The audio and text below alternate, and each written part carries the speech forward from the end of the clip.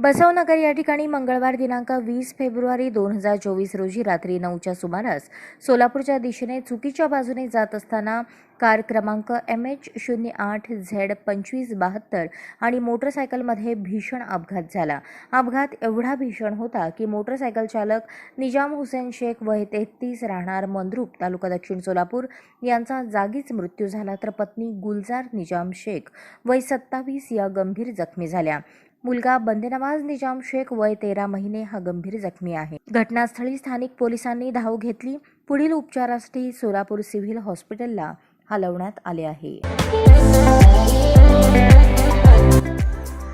या बातमीपत्राचे प्रायोजक आहेत हॉटेल चित्रा एक्झिक्युटिव्ह.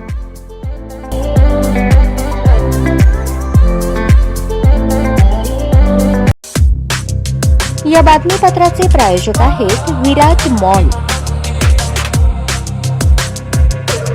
अशाच नवनवीन अपडेटसाठी जनता राज्य न्यूज चॅनलला सबस्क्राईब करा, लाईक करा आणि शेअर करायला विसरू नका.